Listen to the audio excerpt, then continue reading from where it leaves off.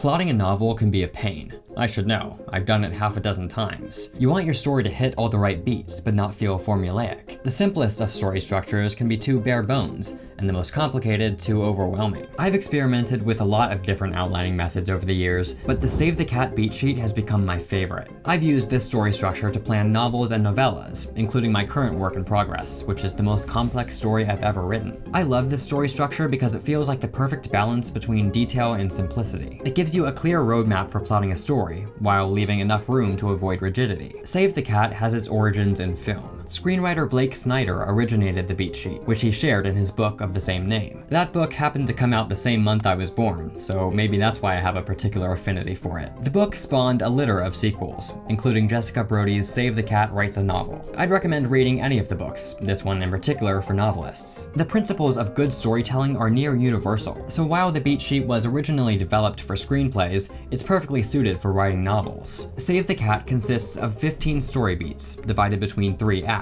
Some are single scene beats. I'll call these moments. Some are multi-scene or even multi-chapter beats. I'll call these sequences. I'll take you through all 15 story beats, showing you the place and purpose of each, and pitfalls to avoid when writing them. Here, we're focusing on plot, the events of your story. Of course, many of them are deeply woven into the internal journey of your protagonist. But keep in mind that before you start outlining your story, you should have a good idea of who that protagonist is. Their character, and especially their flaws, will be the foundation atop which practically everything else is built. Oh, and if you're wondering why it's called Save the Cat, the name comes from a storytelling technique Blake Snyder popularized. If a character comes across as unlikable, have them save a cat or do some comparably heroic deed to get the reader on their side. It's not one of the 15 story beats in the structure, but you could certainly include it in your story. Now let's dive in.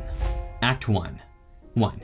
Opening image. I think about writing cinematically. Many of my favorite films start with a memorable image, a striking shot that establishes mood and sets expectations for what's to follow. So ask yourself, what do you want your story's opening shot to be? Or more importantly, what do you want that shot to communicate? Unlike a film, you're not restricted to visuals. You could open your book with your protagonist's thoughts, but unless they have a really fascinating internal monologue, I'd suggest starting with something a little more tangible. The opening image should show what your protagonist's life is like before the journey they'll go on over the course of the book. It's Frodo in the Shire. It's Spider-Man before he gets bitten. Very importantly, this is an opportunity to reveal the flaw or flaws that your character will need to confront in the ensuing plot. They have some sort of weakness, and that weakness manifests in their everyday life. Something isn't right. Even if your protagonist is content with their life, the reader should be able to see that change is needed. The opening image itself is a moment, but in some cases it can be the start of a longer sequence establishing the status quo. Especially if your story is set in a world different from our own, you might want to give some time to immerse the reader in it. That said, lingering too long in this beat can make your opening drag. Your reader will have plenty of time to get to know your book's world over the course of the story. You don't need to introduce every aspect of it before the plot gets moving. 2. Theme stated. Your story is about something larger than just the events happening on the page. It should have a theme or a thematic question at its heart. Toward the beginning of the story, usually in the first 5 to 10%, establish that theme. Don't beat your readers over the head with it. This beat is short and should be subtle. Most often, it comes in the form of a secondary character posing a question or making a statement that the story will proceed to explore. If it's a true statement that your story will validate, your protagonist at this point doesn't believe it, or simply ignores it. If it's a thematic question, your protagonist doesn't have an answer, or holds a view that will change by the story's end. You're setting up their false belief and how they'll transform in the story ahead. 3. Setup.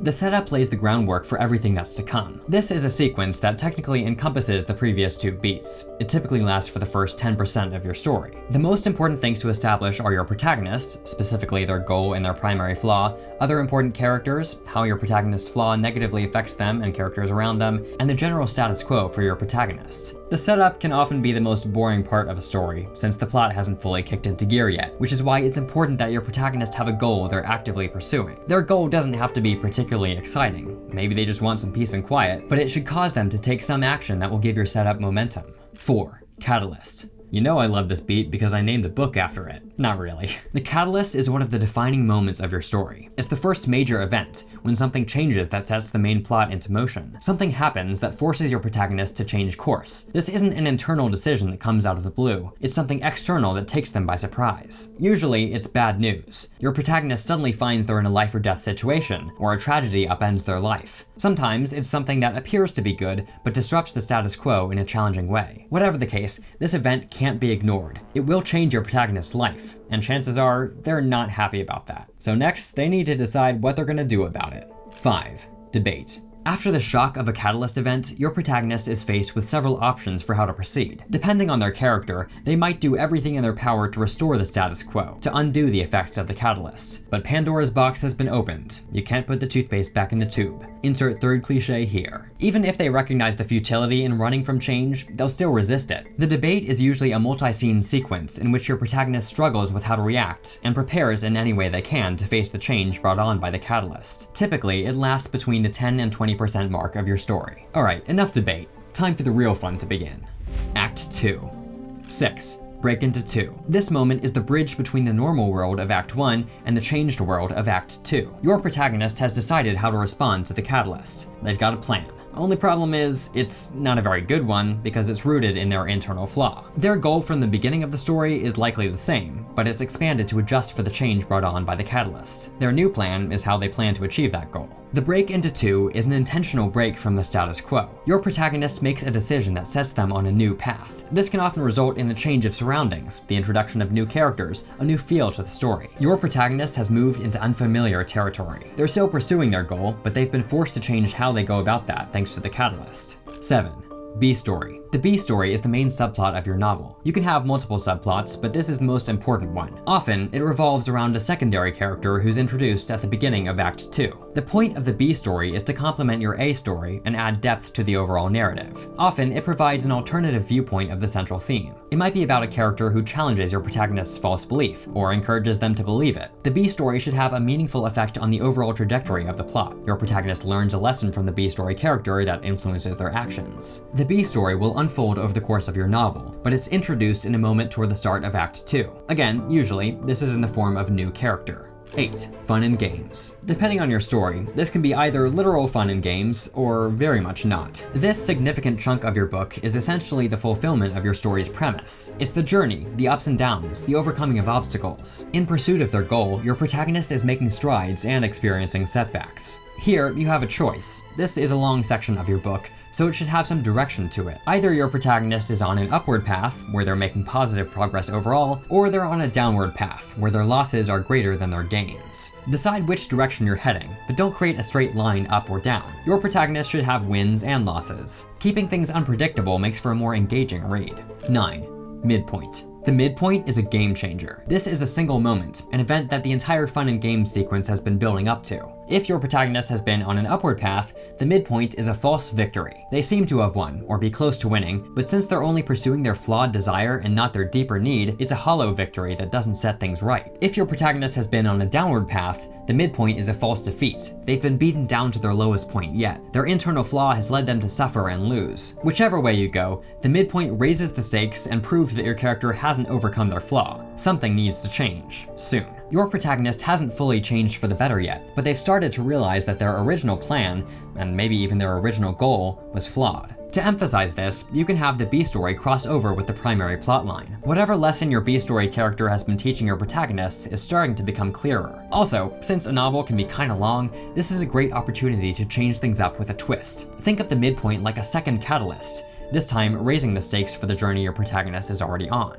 10. Bad guys close in. This sequence is the inverse of the fun and games sequence. More obstacles, rising stakes, ups and downs. Just like in fun and games, there should be an overall trajectory, the opposite of what the previous one was. If your midpoint was an apparent victory, your protagonist will quickly suffer a defeat and start on a downward path. If your midpoint was an apparent defeat, things start to look up for your protagonist as they learn from their mistakes. And again, keep things interesting. Your protagonist shouldn't be just winning or just losing all the time. 11. All is lost. Whether your protagonist has been on an upward path or a downward path for the last section of the book, it doesn't matter. Now, they lose. The all is lost beat is a moment that brings your protagonist to their knees. They're hit by some terrible defeat, usually as a result of their unaddressed internal flaw. This should be bad, like really bad. In a lot of stories, this means death. After the catalyst and the midpoint, this is the third truly cataclysmic event. Nothing will be the same after this. Now more than ever before, the error of your protagonist's ways is on full display. They've hit rock bottom.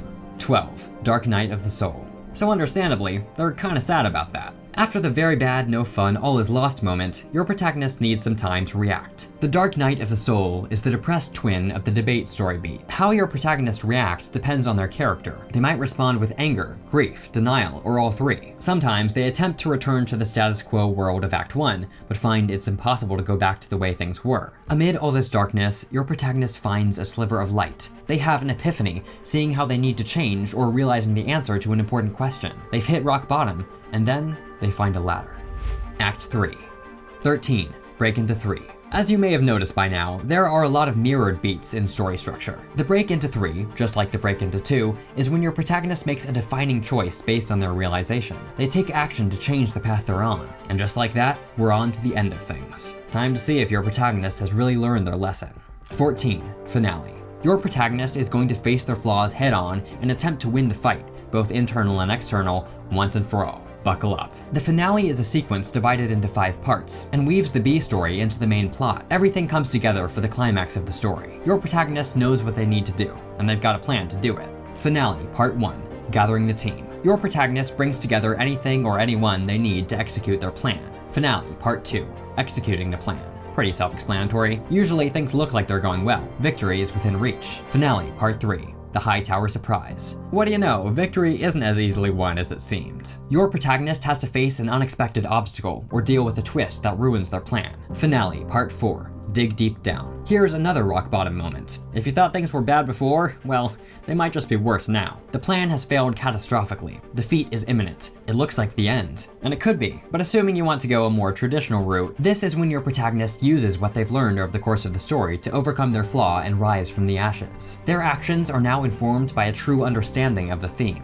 Finale, Part 5. The execution of the new plan. Your protagonist has transformed, which allows them to finally succeed. Or again, if you're writing a less traditional story, they might lose, whether because they didn't truly transform or because the universe is cruel and you want to make a point about it. Totally valid. Whatever the case, this is the finale of the finale, the conclusive validation or refutation of your central theme. Because of how specific these subbeats are, there's more danger of your finale coming across as formulaic than any other part of the story. This 5-part finale structure works, and you'll find it in a lot of successful stories, but it's not the only way to write a finale, and you can add a twist or two to make it less predictable. For instance, maybe the high tower surprise that appears to be a defeat for your protagonist is actually part of their plan.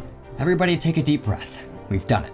The heroes won. Or maybe they lost, maybe they even died. The point is, it's over. Almost. 15. Final image. The final image is the inverse of the opening image. These two beats are inextricably linked. If your character has changed over the course of the story, the final image will be something like the opening image in negative. The greater the character change, the starker the difference. In some cases, if you're intentionally writing a cyclical story where your protagonist ends up back where they started, the similarities will be the most striking connection. But that's rare. Like I said, I think about writing cinematically, so I try to imagine the most visual representation of change that I can. The final image is the shot before the credits roll, the visual I want remaining in readers' minds well after they put the book down. But since this is writing, it doesn't have to be purely visual. There's a lot you can do with words to emphasize parallels and contrast. Perhaps a line from the beginning of the book is repeated at the end, now imbued with entirely new meaning. This is the concluding moment of your story. Use it well, and you can leave a lasting impression in your reader's mind, an afterglow that remains long after the final page has been turned. There's a lot more that goes into planning and writing a great book than constructing a solid plot. You need well-rounded characters, familiarity with genre conventions and how you want to follow or break them, and a thematic core. But even if you don't have all those pieces yet, crafting a preliminary outline of your story with the Save the Cat beat sheet can actually help you find them. There's no single correct order of operations when preparing to write a book. You can start with a protagonist, or a thematic question, or a plot point, or even a single image, and build out from there. Don't worry if your ideas feel half-baked at this stage in the process. The very act of attempting to plot your story can produce new ideas and epiphanies. Story structures can sometimes feel restrictive, but they can also unlock new possibilities and serve as a useful roadmap. They're tools to be used however you see fit, not strict prescriptions. I hope I've helped you get to know one such structure. Honestly, this is just an overview. There's a reason whole books have been written about the Save the Cat beat sheet. I'd recommend checking them out. If you found this video helpful, leave a like, and subscribe for more videos on writing. One of my upcoming videos is a sequel of sorts to this one, about the problem with using story structures. If you'd like to see that video and others early, you can become a patron. Supporting my work on Patreon will also get you a behind-the-scenes video every month and other bonuses. If that sounds of interest, consider joining. Thanks for watching.